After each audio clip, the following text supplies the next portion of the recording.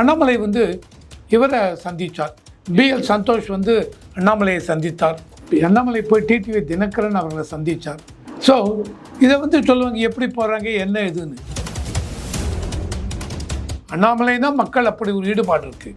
இதையும் தாண்டி அண்ணாமலைக்கு பிஎல் சந்தோஷ் மூலம் பிஜேபி ஹைகமாண்ட் வந்த இதுவாக என்னவாக இருக்கும்னா DMK file 1 file 2 file 3 file 4 நிறையா ஃபைலாக போட்டுட்டே இருந்தார். இந்த அளவுக்கு ஊழல் இருக்குன்னு அதில் டிஆர் பாலு மற்ற மூத்த அமைச்சர்கள் எல்லா பேரையும் அதில் அந்த பட்டியலில் போட்டிருந்தார். 2.5 மணி நேரம் இந்த குறுக்கு விசாரணை நடந்திருக்கிறது. அதுக்கப்புறம் 2.5 மணி நேரத்துக்கு அப்புறம் இந்த கோர்ட்டில் என்ன சொல்லிட்டாங்க, அக்டோபர் 13ஆம் தேதி மறுபடியும் அடுத்த விசாரணை நடக்கும். அப்போ அந்த அடுத்த விசாரணையில் அண்ணாமலை அவர்களே ஆஜராகி குறுக்கு விசாரணை செய்யலாம். எது எடுத்தாலும் மோடி மோடி மோடியோடது. காசா போருக்கும் மோடிக்கு என்னங்க சம்பந்தம்? அதான் நோபல் பிரைஸ் எங்களுக்கு வேணும்னு காத்து நான் தான் பண்ணேன் காத்துட்டு ஒருத்தர் ட்ரம்ப்னு ஒருத்தர் இருக்கார்ல. இப்போ இருக்கிற இந்த எலெக்ஷன் ட்ரெண்டெல்லாம் பார்க்குறச்சு என்ன சொல்கிறாங்க, டிஎம்கேக்கு ஆன்டி இன்கம்பன்சி இது வரும், டிஎம்கே ஜெயிக்க முடியாதுங்கிறாங்க. அதையெல்லாம் தாண்டிவாங்க. நீங்கள் கேட்ட கேள்விக்குன்னு வரும்பொழுது அண்ணாமலைக்கு எதிராக தொடர்ச்சியாக பார்த்தீங்கன்னா சிலர் வந்துட்டு குற்றச்சாட்டுகளை வெளியிட்டு வந்துட்டு இருக்காங்க. எப்படி பார்க்குறீங்க? என்ன ஆதாயமாக இருக்கும் சார்? அண்ணாமலை ஏப்ரல் 2025 வரைக்கும் அந்த அளவுக்கு தமிழ்நாடு யூனிட் பிஜேபியோட ஸ்டேட் இதுக்கு பிரசிடெண்ட்டாக இருந்தவர். உட்கட்சி கொஞ்சம் சிலதெல்லாம் சார் ஒரு தலைமை இது கட்சினாலும் எந்த கட்சியிலுமே கொஞ்சம் அப்படி இருக்கும் சார். அதனால் பிஜேபி மட்டும் ஒரு விதிவிலக்குன்னு சொல்ல மாட்டேன். ஸோ அந்த மாதிரி இருந்தது. ஸோ இவர் வந்து இப்போ வெளியில் அமைச்சிட்டு நயினார் நாகேந்திரன் கொண்டு வந்திருக்கார். அது இவருக்கும் கொஞ்சம் மனசு வருத்தம் இருக்கலாம். ஏன்னா சார் யங் மேன் அண்ணாமலை இன்னி பூரா நீங்கள் எப்படி பார்த்தாலும் ஒரு 38 வயசு 39 வயசு ஒரு யங் பர்சன். ஐபிஎஸ்ஸாக இருந்தவர். அதையெல்லாம் உதறிவிட்டு பாலிடிக்ஸுக்கு வந்தார். இவர் வந்து உள்ளே வந்து அந்த எலெக்ஷன் 2021 அசம்பிளி எலெக்ஷன் கரூரில் நின்றார், தோற்றுவிட்டார். இருந்தாலும் 4-5 மாதத்தில் இவருக்கு தமிழ்நாடு பிஜேபியோட பிரசிடெண்ட்டாக கொடுத்தாங்க. ரொம்ப அழகாக பண்ணார், ரொம்ப அருமையாக பண்ணார். இவர் வந்ததுக்கப்புறம் 2024 பார்லிமெண்ட் எலெக்ஷன் அங்கே இங்கே அப்படி ஒரு கூட்டம் போராடம் எல்லாம். ஸோ 11.3% எடுத்தார். இதெல்லாம் மறுக்க முடியாது, இதெல்லாம் ஃபேக்ட். இதையும் தாண்டி 3 வருடம் ஆகிவிட்டது, பதவிக்காலம் முடிய போகிறதுங்கிறச்ச வேற இவர் நயினார் நாகேந்திரன் அவர் உள்ளே கொண்டு வந்தாங்க. ஆனால் நயினார் நாகேந்திரனும் சிறப்புமிக்க ஒரு இவர் தான். அவரும் அரசியல் இது உண்டு, எல்லாமே இருக்கு. ஸோ இவர் வெளியில் போனவுடனே சார் கட்சின்னு ஒரு குரூப்பிசம் இருக்கும். அந்த குரூப்பிசம் இங்கேயும் இருந்தது, அதில் இதுவாச்சு. இதையும் தாண்டி வரும்போது ரீசெண்டாக இவர் என்ன பண்ணாங்க, இவர் 6 ஏக்கர் நிலம் கோயம்புத்தூரில் வாங்கினார். அது எவ்வளோ கோடி, அங்கே 1 ஏக்கர் 2 கோடி 3 கோடி 10 கோடி, இவர் 84 கோடிக்கு இது அப்படி இப்படின்னாங்க. இல்லை சார், இவர் சொன்னது 6 ஏக்கர் வாங்கியிருக்கு. அந்த கைட்லைன் வேல்யூ, அந்த கைட்லைன் வேல்யூக்கு ரிஜிஸ்ட்ரேஷன் 40.5 லட்சம் ப்ராப்பர்ட்டியை ரிஜிஸ்டர் பண்ணிருக்கேன். எங்களுடைய அக்கௌண்ட்டு லோனு, எங்களுடைய அக்கௌண்ட்டில் சேமிப்பு, இதே நாங்கள் 12 வருஷம். அண்ணாமலை அவர்கள் மனைவி 2 பேருமே ஐஏஎம்ல படித்தவங்க, பிஸ்னஸ் மேனேஜ்மெண்ட் டிகிரி படித்தவங்க. ஸோ அவங்களுடைய சேவிங்ஸ் இருக்குது. இவர் ஐபிஎஸ்ஸாக இருந்தால் அவங்களும் பெரிய கம்பெனியில் இருந்தாங்க, சேவிங்ஸ் இருக்குது. இதையும் தாண்டி பேங்க்கில் லோன் வாங்கியிருக்கேன். அந்த லோன் இதெல்லாம் வச்சு தான் இதை வாங்கினேன் அப்படின்னார். ஆனால் இதை சுற்றி இப்படி இது இவ்வளோ கோடி அவ்வளோ கோடி ஏமாற்றி விட்டார். இல்லைங்க, எங்கேயுமே கைட்லைன் வேல்யூன்னு இருந்தால் அதுக்கு மேலே மார்க்கெட் வேல்யூ 15% 20%. இவருடைய கைட்லைன் வேல்யூ ஒரு கட்டின இதை வச்சு பார்க்குறச்ச அதனுடைய மதிப்பு 6 கோடி இல்லை 7 கோடி வரலாம். இவங்க 80 கோடினால் கைட்லைன் வேல்யூ 7 கோடினா மார்க்கெட் வேல்யூ 80 கோடி இருக்குமா? இருக்க முடியாதுங்க. அதனால் போகிற போக்கில் ஏதோ சும்மா சொல்லணுமென்ட்டு. 2வது, இவர் கல்லாப்பட்டிங்கிற இடத்துல ரிஜிஸ்ட்ரேஷன் ஆஃபீஸே கிடையாது. ஒருவேளை கல்லாப்பட்டி அண்ட் சரவணப்பட்டி இதுக்கு நடுவில் ஒரு ரிஜிஸ்ட்ரேஷன் ஆஃபீஸ் இருக்குது, அதுவாக இருக்கட்டுங்க. ஆக மொத்தம் ஒரு ரிஜிஸ்ட்ரேஷன் ஆஃபீஸ். இவர் அதை கல்லாப்பட்டின்னு சொல்லிருப்பார், நீங்கள் சரவணப்பட்டின்னு சொல்லுங்கள். இதெல்லாம் ஒரு குற்றச்சாட்டாக வைக்க முடியாது. அண்ட் இதையும் தாண்டி இவர் சொல்லிட்டார், நான் அக்ரிகல்ச்சர் பெரிய டைரி இதை ஆரம்பிக்க போகிறேன். அந்த டைரிக்காக தான் இந்த நிலத்தை வாங்குகிறேன். அந்த டைரிக்கு பிஎம் எம்ப்ளாய்மெண்ட் ஜெனரேஷன் ப்ரோக்ராம் கீழே லோன் வாங்க போகிறேன். அந்த லோன் கிடச்சதுன்னா இது கட்டுவேன், இதை பண்ணுவேன். இதுக்கு ஒன்றே சொன்னாங்க, பிஎம் எம்ப்ளாய்மெண்ட் ஜெனரேஷன் ப்ரோக்ராம் கீழே அண்ணாமலைக்கு எப்படி லோன் எலிஜிபிலிட்டி உண்டா? இவர் ஐபிஎஸ்ஸாக இருந்து வராச்சே. அண்ணாமலை அவர்கள் சொன்னது பிஎம் எம்ப்ளாய்மெண்ட் ஜெனரேஷன் ப்ரோக்ராம் கீழே இந்த டைரி ஸ்கீம் இதுக்கு லோன் வாங்க போகிறேன் அப்படின்னார்.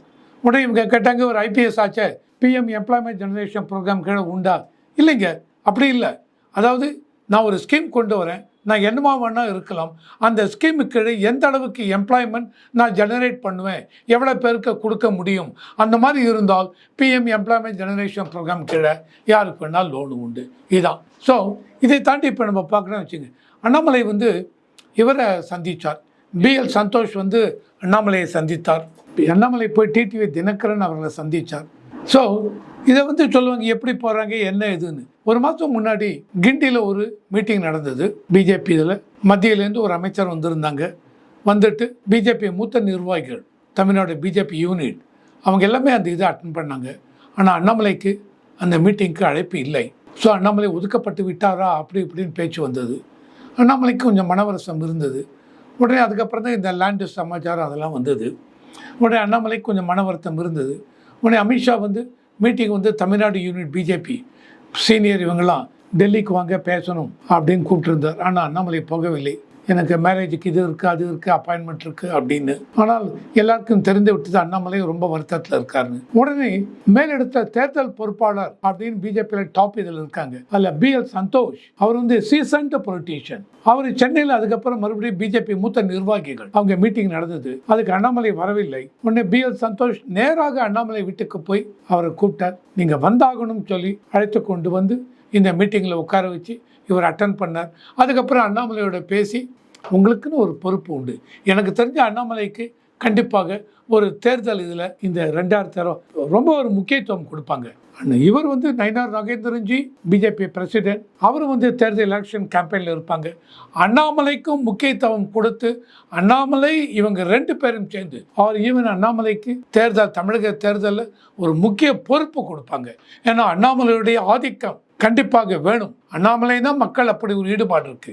இதையும் தாண்டி அண்ணாமலைக்கு பிஎல் சந்தோஷ் மூலம் பிஜேபி ஹைகமாண்ட் வந்த இதுவா என்னவா இருக்கும்னா நீங்க போய் பாருங்க. மெயினா உங்களுக்கு அசைன்மெண்ட் இதாங்க, டிடிவி தினகரன், ஓபிஎஸ், சசிகலா அம்மையார் இவங்களை எப்படி உள்ள கொண்டு வர போறது. இவர் எடப்பாடி பழனிசாமி ஒரு 10 நாளைக்கு முன்னாடி அமித்ஷா போய் பார்த்தார் அவங்க மூத்த நிர்வாகிகளோட. அதுக்கப்புறம் ஒரு 1/2 மணி நேரம் 3/4 மணி நேரம் தனியா அமித்ஷாவோட மீட்டிங் போட்டார். அதில் வந்து ஒரு அண்ணா இவர் சொல்லிருக்காரு இபிஎஸ், இல்லைங்க நீங்கள் வந்து எங்களை கம்பல் பண்ணாதீங்க, இவங்க டிடிவி தினகரன் ஓபிஎஸ் இவங்களெல்லாம் உள்ளே கொண்டுற மாட்டோம், எக்காரணத்துக்கு கொண்டோம் அப்படின்னாங்க.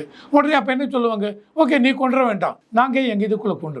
இந்த என்டிஏ பொறுத்த வரைக்கும் பிஜேபியை பொறுத்த வரைக்கும் 2026 எலெக்ஷன் நோக்கம் திமுகவை அகற்ற வேண்டும். அப்போது ஒரு ஓட்டு கூட சிதறக்கூடாது. அப்போ அவங்கள பொறுத்த வரைக்கும் ஏடிஎம்கே யுனைட்டடாக இருக்கணும். ஆனால் இபிஎஸ் ஒத்துக்க மாட்டேங்கிறார். ஓகே, அப்போது டிடிவி தினகரன் ஓபிஎஸ் சசிகலா இவங்களை உள்ளே கொண்டு வரதுக்கு அவங்க கட்சியை அப்படியே இந்தியாக்குள்ளே கொண்டுருவாங்க. இதுக்கு தான் அண்ணாமலைகிட்ட சொல்லி போய் பார்த்து பேசுங்க. இதோ அண்ணாமலையும் போனார் அடையாறில் டிடிவி தினகரன் வீட்டில் 3-4 நாளைக்கு முன்னாடி ரொம்ப சக்ஸஸ்ஃபுல்லாக முடிஞ்சது அண்ணாமலை. ஸோ இது வந்து டிடிவி தினகரன் என்டிஏக்குள்ளே கண்டிப்பாக வருகிறார். இதையும் தாண்டி அடுத்த மீட்டிங் ஓபிஎஸோட, அடுத்த மீட்டிங் சசிகலா அவங்களே. ஏன்னா டீப் சவுத்தில் அந்த தேவர் கம்யூனிட்டியுடைய ஓட்டு இது கண்டிப்பாக இவங்களுக்கு வேணும் என்டிஏக்கு. அந்த இருந்தால்தான் என்டிஏ அந்த ஏடிஎம்கே அந்த என்டிஏ கூட்டணி வெற்றி பெற முடியும். அதனால இது அண்ணாமலைக்கு இப்போ நல்ல ஒரு ப்ராமினன்ஸ் கொடுத்துருக்காங்க. அதை எடுத்து வச்சு அண்ணாமலை அவ்வளவு அழகாக செய்வார்கள் அப்படின்னு பிஜேபி மேலிடத்துக்கு ஒரு நல்ல நம்பிக்கை இருக்கிறது. திமுக இருக்கக்கூடிய மூத்த தலைவரான டிஆர் பாலு அவர்களை குறுக்கு விசாரணை செய்ய இருப்பதாக அண்ணாமலை இருந்த ஒரு தகவல் வந்துச்சு. அது பின்னணி என்ன சார்? அண்ணாமலை உங்களுக்கு ஞாபகம் இருக்கா, ஒரு 2 வருஷம் முன்னாடி DMK file 1, file 2, file 3, file 4 நிறைய ஃபைலாக போட்டுட்டே இருந்தார். இந்த அளவுக்கு ஊழல் இருக்குன்னு. அதில் டிஆர் பாலு மற்ற மூத்த அமைச்சர்கள் எல்லார் பேரையும் அதில் அந்த பட்டியலில் போட்டிருந்தார். கொஞ்ச நாளைக்கு இவங்க டிஎம்கே அதுக்கு ரெஸ்பான்ஸே கொடுக்கல. அதுக்கப்புறம் எல்லாரும் கேட்க டிஆர் பாலு ஒரு 100 கோடி ரூபாய்க்கு மான நஷ்ட வழக்கு அப்படின்னு அண்ணாமலை மேலே போட்டார். உடனே அண்ணாமலை மேலே போட்டு அவர் மன்னிப்பு கேட்கணும், இல்லை இந்த கேஸுன்னார். அண்ணாமலை மன்னிப்பு கேட்கவில்லை. நான் எதிர்கொள்கிறேன் இந்த கேஸை, இந்த டிஃபமேஷன் சூட்டை அண்ணாமலை நான் எதிர்கொள்கிறேன் அப்படின்னு சொல்லிட்டார். ஸோ அந்த டிஃபமேஷன் சூட்டு தான் இப்போ நடக்கிறது. அந்த டிஃபமேஷன் சூட்டுக்கு நடக்கும்பொழுது இவங்க சைதாப்பேட்டை அந்த கோர்ட்டில் இவங்க அண்ணாமலை தரப்பில் கேட்டாங்க, அண்ணாமலை நானே குறுக்கு விசாரணை பண்ணுகிறேன், அவர் டிஆர் பாலுவை வர சொல்லுங்கன்னு. ஸோ டிஆர் பாலுவுடைய அங்கே ப்ரெசன்ஸு கண்டிப்பாக ஆஜராக வேண்டி இருந்தது. உடனே டிஆர் பாலுவும் வந்தாங்க. முந்தானேத்தி என்கொயரி, கிராஸ் எக்ஸாமினேஷன், குறுக்க விசாரணை டிஆர் பாலு அவர்களோட. ஆனால் அண்ணாமலை பண்ணவில்லை. 3 நாளைக்கு முன்னாடி நடந்த இதில் குறுக்கு விசாரணை அண்ணாமலை பண்ணவில்லை. ஆனால் அண்ணாமலையுடைய கவுன்சில் அட்வொகேட் பால் கனகராஜ் அப்படின்னு இருக்கார். பிஜேபியில் அவரும் அந்த பிஜேபி வக்கீல்கள் இதில் பெரிய பொறுப்பில் இருக்கார். அந்த பால் கனகராஜ் தான் இவரை இது பண்ண குறுக்கீடு செய்தார். அப்போ நிறைய கேள்வி கேட்டார் பால் கனகராஜ். உங்களுக்கு இந்த கம்பெனி இருக்குது, அந்த கம்பெனி இருக்குது, கிங்ஸ் இன்ஸ்டியூட் இருக்குது, கிங்ஸ் கெமிக்கல்ஸ் இருக்குது, இங்கே காலேஜ் இருக்குது, இது இருக்குது அண்ட் ஒன்று ஒன்றா கேட்குறச்சு இதெல்லாம் உங்கள் பேரில் இருக்கா, இதில் உங்கள் மனைவிகள்லாம் இருக்காங்களா? அவங்க ஆமாம் இருக்காங்க, தெரியும். இது உங்கள் பையன் பேரில் இந்த மாதிரி ஒரு பெரிய கம்பெனி இருக்குது, இல்லை எனக்கு தெரியாது. அந்த கம்பெனியில் இவ்வளோ பேர் மெம்பர்ஸ் டைரக்டர்ஸ் இருக்காங்க, எனக்கு தெரியாது. உங்கள் பொண்ணு மேலே ஒரு பெரிய இது இருக்குது, கம்பெனி இருக்குது, சிங்கப்பூரில் ஒரு மூலதனம் இருக்குது, இது இருக்குது, சிங்கப்பூரில் பிரான்ச் இருக்குது, எனக்கு தெரியாது. உங்கள் மனைவி இவங்க பேரில் இது இருக்க கம்பெனி இருக்குது, இல்லை எனக்கு தெரியாது. ஸோ நிறைய இதுக்கு தெரியாது எனக்கு தெரியாது அப்படின்னு இவர் டிஆர் பாலு அவர்கள் சொல்லியிருக்கார். இது பால் கனகராஜ் பிரஸ்ல ரிப்போர்ட்டாக கொடுத்துருக்கார். ஆனால் சிலதுக்கு மட்டும் எனக்கு தெரியும், ஆமாம் உண்மை அப்படின்னு சொல்லியிருக்காரு. ஸோ ஓவரால் ஆவரேஜாக பார்க்குறச்ச ஒரு 60% சதவீதம், அவர் 65 இவர் எனக்கு தெரியாது என்று கூறிவிட்டார். அதாவது இவரை இல்லாமல் இவர் மகன் மகள் அவர் மனைவி அவங்க பேரில் மட்டும் தனியாக இருந்தால் அதையெல்லாம் எனக்கு தெரியாது என்று சொல்லிவிட்டார். இவர் ஏன்னா அந்த டிஎம்கே ஃபைலில் இது எல்லாத்தையும் கொண்டு வந்திருக்கார் அண்ணாமலை. ஸோ அதனால் இவர் தெரியாதுன்னு சொன்ன உடனே 2.5 மணி நேரம் இந்த குறுக்கு விசாரணை நடந்திருக்கிறது. அதுக்கப்புறம் 2.5 மணி நேரத்துக்கு அப்புறம் இந்த கோர்ட்டில் என்ன சொல்லிட்டாங்க, அக்டோபர் 13ஆம் தேதி மறுபடியும் அடுத்த விசாரணை நடக்கும். அப்போ அந்த அடுத்த விசாரணையில் அண்ணாமலை அவர்களே ஆஜராகி குறுக்கு விசாரணை செய்யலாம் டிஆர் பாலு அப்படின்னு எதிர்பார்க்கப்படுகிறது. அப்போ செங்கோட்டையன் அவர் டிடிவி தினகரனை சந்திக்க இருப்பதாக செய்திகள்லாம் வந்துச்சு. ஆனால் தான் சந்திக்கவில்லை, இதுக்கு மேலே நான் யாரையும் சந்திக்க போகிறதையும் கிடையாது, அதிமுக ஒன்றிணைக்கணும் தான் அப்படின்னு சொல்லி ப்ரெஸ் மீட்டை கொடுத்துருக்காரு. எப்படி பார்க்குறீங்க சார்? நான் முன்னாடி சொன்னேன் பேசும்பொழுது இபிஎஸ் அவர்கள் அமித்ஷாவை போய் பார்த்து பேசினார் அப்படின்னு. அப்போ அதில் அரசியல் பேச்சில் என்ன நடந்திருக்கு, இவங்க இபிஎஸ் சொல்லிட்டார், சார் இவங்க எல்லாருமே துரோகிகள், இவங்களை உள்ளே கொண்டு முடியாது, டிடிவி தினகரன் சசிகலா ஓபிஎஸ் அவர்களை உள்ளே கொண்டு வர முடியாது அப்படின்னு சொல்லிட்டார். அதையும் தாண்டி இவரோட பர்சனல் மீட்டிங் அமித்ஷாவோட நடக்கிறச்ச நீங்களும் எங்கள் இதுலேருந்து யாராவது அண்ணா ஏடிஎம்கே இதுலேருந்து வெளியில் வந்து உங்கள்கிட்ட கேட்டால் அப்பாயின்மெண்ட்டு கொடுக்காதீங்க. இது கட்சிக்குள்ள பெரிய ஒரு பிளவை உண்டு பண்ணும். 2026 எலெக்ஷன் இன்னிலேருந்து 6 மாதம். இப்போ எங்கள் இதுலேருந்து செங்கோட்டையன் வந்தால் இன்னும் வேறு யாராவது வந்து அவங்களை நீங்கள் என்டர்டைன் பண்ணி அப்பாயின்மெண்ட் கொடுத்தீங்கன்னா இது என்டிஏ கூட்டணிக்குள்ளே ஒரு முறிவு ஏற்படும். எங்களுடைய கேடர்ஸும் பிஜேபியுடன் இணைந்து வேலை செய்ய மாட்டார்கள். அதனால யாரும் எங்கள் இதுலேருந்து மூத்த நிர்வாகிகள் யாரும் வெளியில் தனியாக வந்தால் அவங்களை என்டர்டைன் பண்ணக்கூடாதுன்னு சொல்லியிருக்காரு. இதுதான் இதனுடைய பேக்ரவுண்ட். அந்த மாதிரி இருக்கிறச்ச அண்ணாமலைக்கு அசைன்மெண்ட், நீங்கள் போய் டிடிவி தினகரன் ஓபிஎஸ் எல்லாரையும் பார்த்து பேசி என்டிஏக்குள்ளே கொண்டு வாங்கன்னு சொல்லியிருக்காரு. அந்த மாதிரி இருக்கிறச்ச செங்கோட்டையன் இப்போ போய் டிடிவி தினகரன் பார்க்குறேன்னா டிடிவி தினகரன் ஒத்துக்க மாட்டார். ஏன்னா நேற்று தான் முந்தானத்தான் அண்ணாமலையோட பேசி முடிச்சிருக்கேன். ஸோ சுமூகமாக முடிந்து விட்டது. டிடிவி தினகரன் என்டிஏ கூட்டணிக்குள்ளே வருவார், ஓபிஎஸும் வருவார், சசிகலா இவங்களும் வருவாங்க எதிர்பார்க்கப்படுகிறது. அந்த மாதிரி இருக்கும்பொழுது இவர் போய் செங்கோட்டையன் நான் போய் டிடிவி தினகரனை பார்க்குறேன்னா மேலிடம் பிஜேபியிலையும் சொல்லுவாங்க யாரையும் உள்ளே இது பண்ணாதீங்க அப்படின்னு சொல்லுவாங்க. இது செங்கோட்டையனுக்கும் இந்த நியூஸ் போயிருக்கும். அதனால தான் செங்கோட்டையன் இல்லை, நான் யாரையும் பார்க்க மாதிரி இல்லை அப்படின்னு கூறிவிட்டார். சார், காசா போர் தொடர்வதற்கு காரணமே பிரதமர் மோடி அவர்கள் தான், அவர் அமைதியாக இருக்க தான் காரணமே அப்படின்ற மாதிரிலாம் இங்கே நடந்த பேரணியில் நடிகர் பிரகாஷ் ராஜ் கருத்து தெரிவிச்சிருக்காரு. உங்களோட பதில் என்ன சார்? பிரகாஷ் ராஜ் நடிகர் ரொம்ப அழகாக நடிப்பார், எனக்கு ரொம்ப பிடிக்கும். ஆனால் அரசியல் எது எடுத்தாலும் மோடி மோடி மோடியோடது. காசா போருக்கும் மோடிக்கு என்னங்க சம்பந்தம்? அதான் நோபல் பிரைஸ் எங்களுக்கு வேணும்னு காத்து நான் தான் பண்ணேன் காத்துட்டு ஒருத்தர் ட்ரம்ப்னு ஒருத்தர் இருக்கார்ல, அவருக்கு சொல்லுங்க மோடி என்னங்க பண்ணாரு? இஸ்ரேல் அப்படிங்கிறச்ச மோடிக்கு அந்த இஸ்ரேல் பிரதமர் நெத்தன்யாகுவோட நல்ல ஒரு நட்பு இருக்கு. ஆனால் அந்த நட்பை தவறாக மோடி என்றைக்கும் பயன்படுத்தவில்லை. சார் இந்த காசாங்கிறது என்ன சார்? பாலஸ்டைன். இது 1988 இந்தியா பாலஸ்டைனுங்கிற நாட்டுக்கு அங்கீகாரம் கொடுத்தாங்க. 2011 இந்த பாலஸ்டைனுக்கு யுனைடெட் நேஷன்ஸ் கவுன்சிலில் ஜெனரல் இதில் மெம்பர்ஷிப் இந்தியா அப்போ அப்ரூவல் கொடுத்தாங்க. இதையும் தாண்டி அந்த காசா ஸ்ட்ரீம் அப்படிங்கிறது 1967 வரும்பொழுது ஈஜிப்ட், அது வரைக்கும் ஈஜிப்டு கீழே இருந்தது. ஏன்னா 1947 பாலஸ்தீனை 2 இது பண்ணி ஓகே அப்போ இஸ்ரேலுக்கு ஒரு இது கொடுத்தாங்க. அப்போது காசா ஸ்ட்ரிப்பு ஈஜிப்டு கீழே இருந்தது. 1967 வரும்போது காசா ஸ்ட்ரிப்பை இவங்க டேக் ஓவர் பண்ணிட்டாங்க. இந்த காசா ஸ்ட்ரிப்பில் தான் ஹமாஸ் தீவிரவாதிகள், இதனுடைய தொடக்கமே 2023 ஹமாஸ் தீவிரவாதிகள் பாலஸ்தீனிய நாட்டிலிருந்து காசா ஸ்ட்ரிப்பிலிருந்து உள்ளே வந்து இஸ்ரேலுக்குள்ளே வந்து 100, 150, 200 பேர் சுட்டு கொன்று அத்தனை இவங்களையும் இஸ்ரேல் 100 பேருக்கு மேலே சிறைப்பிடித்து கொண்டு போய்விட்டார். இன்றைக்கும் நிறைய பேர் இன்னும் ஆஸ்ட்ரேலியஸாக இருக்காங்க. இது ஒரே காரணத்துக்காக தான் இஸ்ரேல் மாற்றி அந்த காசா ஸ்ட்ரிப்பில் ஹமாஸ் தீவிரவாதிகள் பாலஸ்தீன் மக்களோட மக்களாக அங்கே இருக்காங்கன்னு சொல்லிவிட்டு காசா ஸ்ட்ரிப்பில் அடித்தாங்க. அமெரிக்கா எல்லா விதத்திலும் இஸ்ரேலுக்கு துணை போகின்ற அமெரிக்காவாலேயே இதை தடுத்து நிறுத்த முடியவில்லை. இதை விட்டு மோடி பண்ணணும், மோடி போய் சொன்னால் நிறுத்த போகிறாங்களா? என்னங்க இது? மோடி போய் இல்லை நேதன்யாகுஜி நீங்கள் ஸ்டாப் பண்ணுங்க, will you stop? No sir, friendship வேறு, அந்தந்த நாடினுடைய சவரன்டி, அந்த நாட்டுடைய இன்ட்ரெஸ்ட்டு, அந்த மக்களுடைய interest, that is important. Modi and Trump அப்படி ஒரு ஃப்ரெண்ட்ஸாக இருந்தாங்க. டாரிஃப் வார் வந்தது, அமெரிக்கா சொன்னார், ட்ரம்ப் சொன்னார், மோடியை கூப்பிட்டார், பேசினார், ரஷ்யாவிலேருந்து வாங்குகிற பெட்ரோலை நிறுத்துங்கன்னார். என்ன சொன்னாங்க மோடி?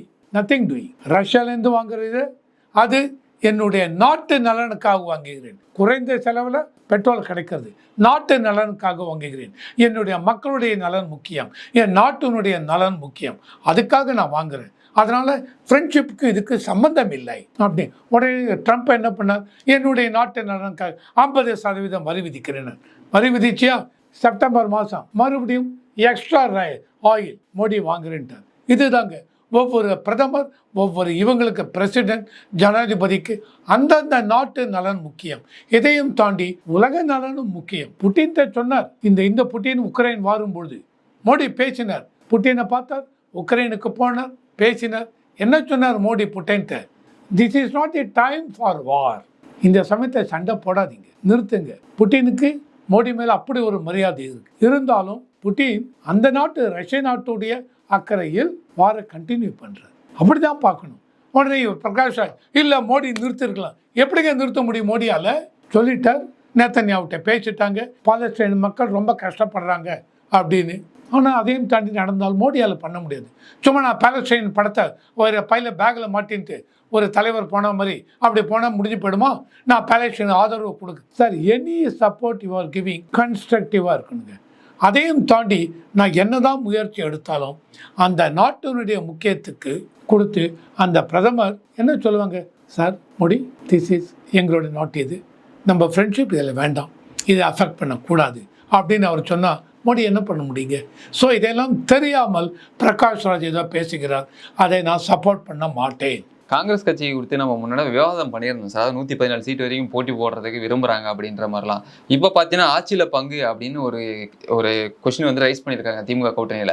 எதை எதிர்பார்க்குறாங்க காங்கிரஸ்? இல்லை வந்துட்டு கூட்டணி பிளவை நோக்கி போகுதா சார்? இந்த மாதிரி போயிட்டு இருந்தால் கண்டிப்பாக கூட்டணி பிளவு வரும். ஆனால் இவங்க இன்னொரு பேச்சு வந்தது, விஜய்க்கு அந்த அளவுக்கு போராடலாம் கூட்டம் வருகிறது அப்படிங்கிறதுனால ஓகே நல்ல ஒரு இது இருக்கும், அதனால் காங்கிரஸ் அங்கே போய் சேருவாங்க அப்படின்லாம் ஒரு பேச்சு வந்தது. பட் இவங்க எங்களுக்கு ஆட்சியில் பங்கு வேணும் அப்படின்னோம். 2011 வருஷம் 2006 வருஷம் 2006 டிஎம்கே பதவிக்கு வந்தாங்க. 97 சீட்டு தான் ஜெயிக்க முடிஞ்சது. காங்கிரஸ் 63 சீட்டு கான்டெஸ்ட் பண்ணாங்க. 34 சீட்டோ 35 ஜெயித்தாங்க. பிஎம்கேவும் 30-35 ஜெயித்தாங்க. உடனே காங்கிரஸ் அந்த தமிழ்நாட்டு காங்கிரஸ் தலைவர்கள் பூரா எங்களுக்கு ஆட்சியில் பங்கு வேணும். ஏன்னால் இவருக்கு 97 சீட்டு தான், சிம்பிள் மெஜாரிட்டி 118. டிஎம்கேக்கு கிடைக்கவில்லை, 97 தான் இங்கே இருக்குது. அதனால் ஆட்சியில் பங்கு வேணும் அன்றைக்கி கேட்டாங்க. தலைவர் கருணாநிதி அவர்கள் என்ன பண்ணாங்க? நேராக சோனியா காந்திக்கு பேசினார், ஃபோன் பண்ணி பேசினார். இது தமிழ்நாட்டில் இந்த மாதிரி ஆட்சியில் பங்கு கொடுத்தலாம் இதுவே இல்லை, இது கூட்டணியை இது பண்ணிடும், அதனால் உங்கள் காங்கிரஸ் கேடர் தமிழ்நாடு யூனிட் அவங்களெல்லாம் கொஞ்சம் சமாதானம் பண்ணி வையுங்க, ஆட்சியில் பங்கு கொடுக்க முடியாது, நான் உங்களை ரெக்வஸ்ட் பண்ணி கேட்டுக்கிறேன் அப்படின்னு கருணாநிதி அவர்கள் சோனியா காந்தியோடன் பேசி சோனியா காந்தி முடிவெடுத்தார்கள். ஓகே 5 வருஷம் நாங்கள் சப்போர்ட் பண்ணுறோம், காங்கிரஸ் தமிழ்நாடு யூனிட் தலைவர்கள் நீங்கள் பேசாமல் இருங்க, ஆட்சியில் பங்கெல்லாம் கிடையாது, டிஎம்கே தாங்க நம்ம வெளியில் இருந்தால் சப்போர்ட் கொடுக்க போகிறோம் அப்படின்னு சொன்னாங்க. அதுதான் காங்கிரஸ் இந்த கூட்டணியை விட்டு வெளியே போகும் என்ற எண்ணம் இல்லை என்றால் ராகுல் காந்தி சொல்லிடுவார், ஜெயிச்சு வந்தான்னு வச்சுங்க, டிஎம்கேக்கு 118 சீட்டு கிடைக்கல, 100 110 தான் கிடைக்கிறது, அப்போ காங்கிரஸ் சப்போர்ட்டு வேணும், இல்லை 100 தான் கிடைக்கிறது. நான் ஒரு யூகத்தில் தான் சொல்கிறேன். இப்போ இருக்கிற இந்த எலெக்ஷன் ட்ரெண்டெல்லாம் பார்க்குறச்சு என்ன சொல்கிறாங்க, டிஎம்கேக்கு ஆன்டி இன்கம்பன்சி இது வரும், டிஎம்கே ஜெயிக்க முடியாதுங்கிறாங்க. அதையெல்லாம் தாண்டி வாங்க. நீங்கள் கேட்ட கேள்விக்குன்னு வரும்பொழுது அப்போ ராகுல் காந்தி சொல்லலாம், இல்லைங்க நம்ம எல்லாம் சேர்ந்து அவங்கள சப்போர்ட் பண்ண போகிறோம், ஆட்சியில் பங்கு வேண்டாம்னு சொல்லலாம். ஆனால் இதையும் தாண்டி ராகுல் காந்தியே நல்ல ஒரு ஆப்பர்ச்சுனிட்டி இருக்குது. முதல்ல எவ்வளோ சீட்டு கேட்குறாங்க முக்கியம். இவங்க மறுபடியும் போனது வர மாதிரி 150 சீட் நாங்கள் நிற்க போகிறோம், மீதி 84 சீட் காங்கிரஸ் விசிகே இவங்க எல்லாம் பிரிச்சுங்கன்னால் ஒத்துக்க மாட்டாங்க. ஸோ மினிமம் காங்கிரஸே கேட்பாங்க, எங்களுக்கு போன தடவை 25 தான் கொடுத்தீங்க, 2006 63 சீட், 2021 அப்போ 24 தான், 2016 41 சீட். இப்போ கேட்பாங்க மினிமம் 40-50 சீட் வேணும்னு காங்கிரஸ் கேட்பாங்க, விசிகே டபுள் டிஜிட் கேட்பாங்க, கம்யூனிஸ்ட் டபுள் டிஜிட் கேட்பாங்க. இதையெல்லாம் தாண்டி வரும்பொழுது டிஎம்கேக்கு இது ஒரு சிக்கலாக இருக்கும். ஸோ அதிகபட்சம் ராகுல் இன்டர்ஃபியர் பண்ணான்னு வச்சு 135 சீட் வச்சுங்க, மீதியெல்லாம் எங்களுக்கு கொடுங்க அப்படின்னா 99 சீட். அதனால் எப்படி போகும் தெரியாது. ஆனால் எப்படி யார் ஜெயிக்க போகிறாங்க என்ன அப்புறம் தான் இதெல்லாம் முடிவு.